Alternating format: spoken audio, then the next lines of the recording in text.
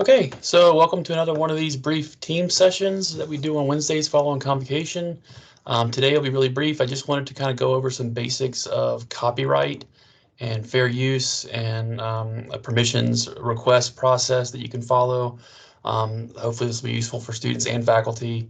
I may talk more about faculty because they use more content in lectures and article submissions and maybe contribute to chapters and textbooks and stuff, but hopefully everybody will find something useful here. So first off, I was going to talk about a course that I went through a while back where I learned some more about this and did a project that I think came up with some useful things. And if anybody wants this, I can share this in an email.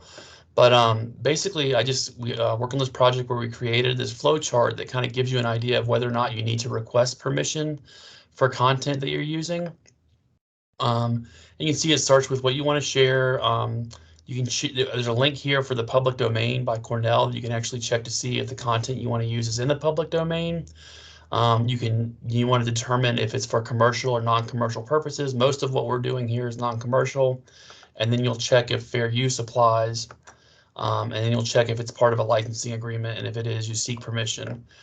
There's links in this slide, so I could share this again, so you could click on these and go to this. And you may have seen some of this before. This fair use checklist, a lot of times when I get questions, or at least for a while, I get questions about whether, from faculty especially, whether or not something was okay to use in a lecture PowerPoint slide and wanting a hard yes or no. And it's really more of a risk assessment. It's more about weighing pros and cons, favoring and opposing fair use. Most of what we do is going to be favored by fair use, so as long as you make attribution, you're probably okay. But this is just kind of a brief tool that you can use, and you can literally check off here. This is for teaching, research, or scholarship, or is this for a commercial activity?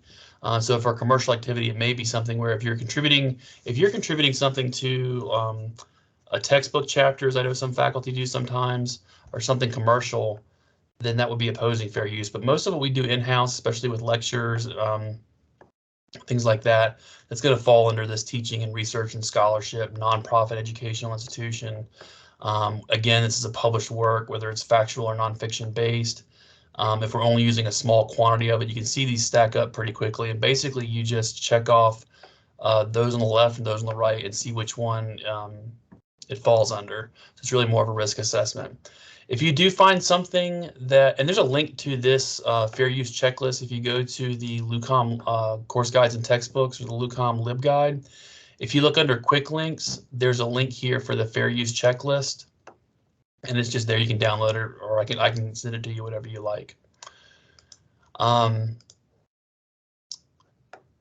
If you do need to request permission, I have a form letter in this project that I did that I can share with you, or you can create your own. But it's just a basic way a standard way to communicate with the holder of a copyright for something you want to use. And again, it's probably more if you were contributing something to a chapter or something for commercial use. But it's just kind of a standard form letter you can use. So you can keep track, and you want to keep track of your communication with the copyright holder, so that if it comes down to it, you can say, I have this communication. I'm going to show you another resource that says you can request permission over the telephone, but even if you do that, it's strongly suggested that you always follow up with an email or written request that you can get some kind of response to, that you can file away and keep track of. So that's available for you there as well. And I didn't want to reinvent the wheel. I mean, I've taken some courses on copyright, so I'm more familiar with it, but the Jerry Falwell Library has actually built a copyright basics LibGuide, which is really useful, and I highly suggest if you want to know more about it, that you check this out. There's no sense in redoing it. But they've got copyright basics, everything from what works for hire means, so if something's contracted out to be created, who owns copyright, what types of works are protected. I mean, there's descriptions of Creative Commons, of the permission process from a copyright holder. There's even links to copyright law and things here. But there are tabs across this guide for copyright for students. So if you're a LUCOM student and you're curious about making sure you make proper attribution or get proper permission to use things or copyright basics, there's a guide here for students. Again, there's links to a fair use checklist here. It might be different from the one that I have.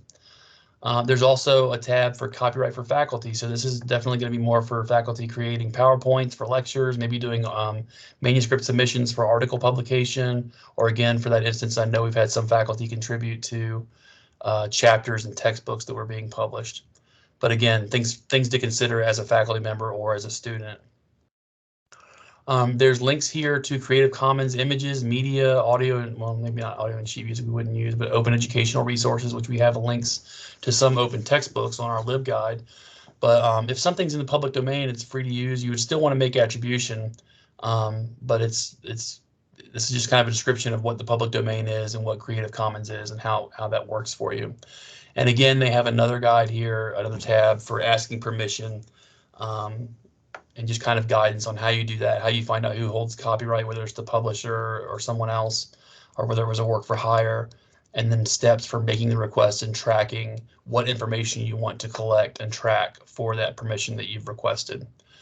So this is a very brief talk now, I know, and there's a lot of information here, but basically just to keep in mind, for most of what we do here in-house, we probably fall under fair use. If you have any questions, you can use this fair use checklist, which is also found on the LibGuide. If you do need to ask permission, you can use this form letter or create your own. And also I want everyone to be aware of the Copyright Basics for Students and Faculty LibGuide that was built by one of the librarians over at JFL, which is a really useful resource. That's really brief. I just get questions about copyright a lot, so I wanted to share some information about it. If you have any questions, please reach out to me, and I'm happy to help however I can. I hope you guys have a great afternoon.